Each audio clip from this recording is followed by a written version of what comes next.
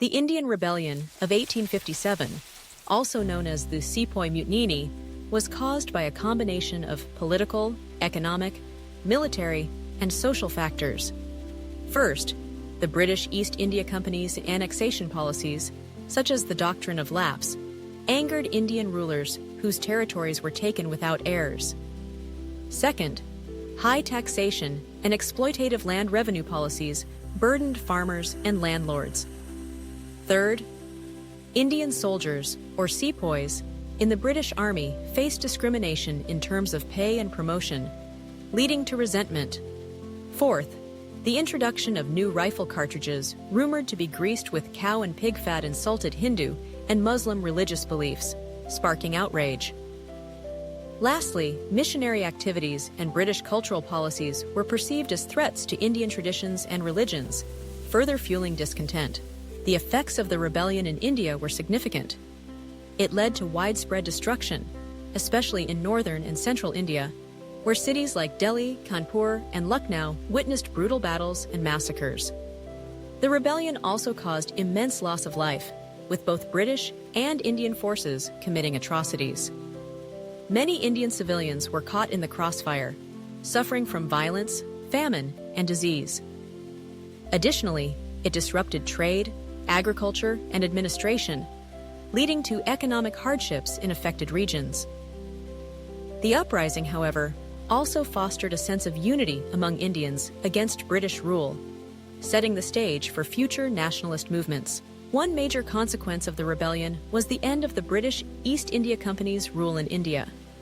In 1858, the British Crown took direct control of India, marking the beginning of the British Raj. This shift led to the reorganization of the British administration and military in India, including policies to prevent another large-scale uprising. Additionally, the British sought to strengthen alliances with Indian princes, granting them more autonomy to avoid further resistance. Furthermore, the rebellion led to harsher racial divisions, as the British became more distrustful of Indians, implementing policies that widened the gap between rulers and the ruled. Another important consequence was the introduction of reforms to address some grievances that led to the rebellion. The British government, under Queen Victoria, promised religious tolerance, protection of Indian customs, and greater involvement of Indians in governance. Some improvements in infrastructure, such as railways, telegraphs, and irrigation, were made to facilitate British control but also benefited India's economic development. However, military recruitment policies changed to ensure that no single group could rise against the British in the future, favoring divisions among religious and regional lines. The rebellion was led by several key figures from different parts of India. In Delhi, the Mughal Emperor Bahadur Shah II was declared the symbolic leader of the uprising, though he had little real power. In Kanpur, Nana Sahib, a Maratha leader, played a crucial role in organizing attacks against the British. Rani Lakshmibai of Jhansi became a prominent symbol of resistance, leading her troops in battle and dying while fighting the British. Tatya Tope, a close associate of Nana Sahib, led guerrilla warfare against British forces. In Awadh, Begum Hazrat Mahal fiercely opposed British rule and sought to reclaim her kingdom. These leaders, though ultimately unsuccessful, became icons of Indian resistance against colonial rule. The economic exploitation of India under British colonial rule is a central theme in understanding the impact of colonialism. One of the most significant critiques of this exploitation is the drain of wealth theory, popularized by Indian nationalist leaders like Dadabhai Naoroji. The theory argues that Britain systematically drained India's wealth, leading to the impoverishment of the country.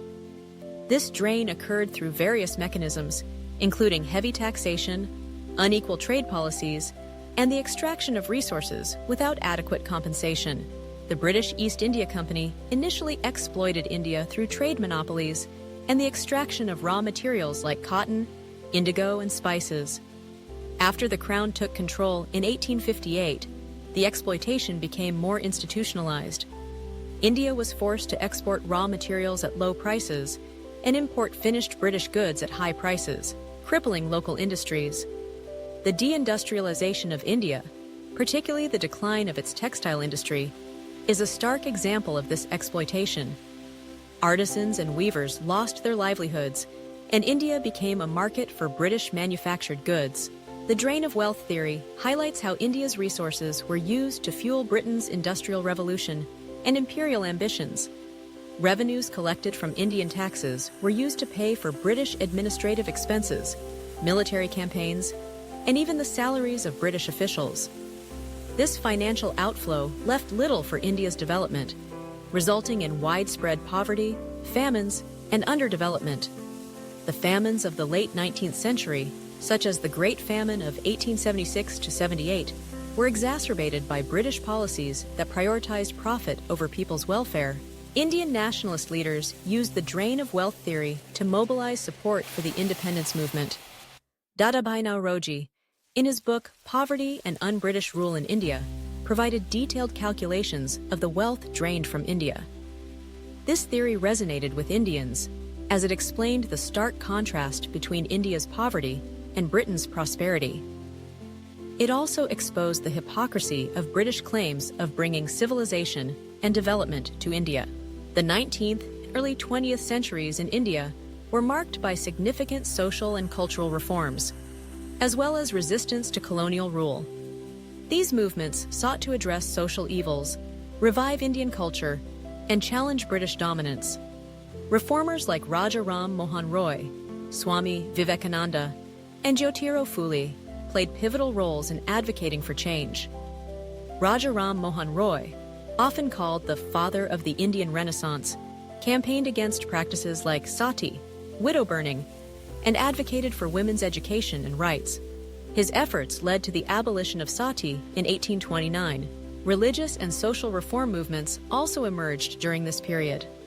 The Brahmo Samaj, founded by Raja Ram Mohan Roy, and the Arya Samaj, founded by Swami Dayananda Saraswati, sought to reform Hinduism by rejecting superstitions and promoting rational thinking. Similarly, the Aligarh movement, led by Sir Syed Ahmed Khan, focused on modern education for Muslims to bridge the gap between communities and prepare them for participation in public life. These movements were not just about social reform, but also about asserting Indian identity in the face of colonial cultural domination. Resistance to British rule took many forms, from armed rebellions to intellectual and cultural movements. The Swadeshi movement, launched in response to the partition of Bengal in 1905, encouraged Indians to boycott British goods and embrace indigenous products. This movement not only had economic implications, but also fostered a sense of national pride and unity. Cultural resistance was also evident in the revival of Indian art, literature, and traditions.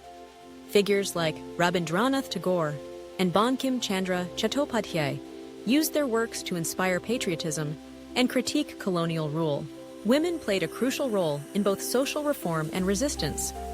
Leaders like Sarojini Naidu, Annie Besant, and Begum Rokeya advocated for women's rights and participated in the independence movement.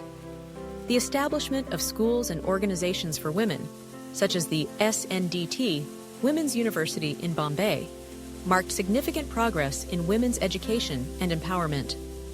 These efforts challenged traditional gender roles and contributed to the broader struggle for freedom and equality. In conclusion, the Indian Rebellion of 1857, fueled by political, economic, military, and religious grievances, marked the first major uprising against British rule, leading to the dissolution of the East India Company and the beginning of direct British governance. Economic exploitation continued under British rule, as highlighted by Dadabhai Naoroji's drain of wealth theory, which argued that India's resources and wealth were systematically extracted for Britain's benefit, causing widespread poverty and stagnation. Meanwhile, British-led social and cultural reforms, such as the abolition of practices like sati and the introduction of Western education, faced both support and resistance, as many Indians viewed these changes as an attack on their traditions and religious beliefs, further fueling nationalist sentiments that would later contribute to India's independence movement.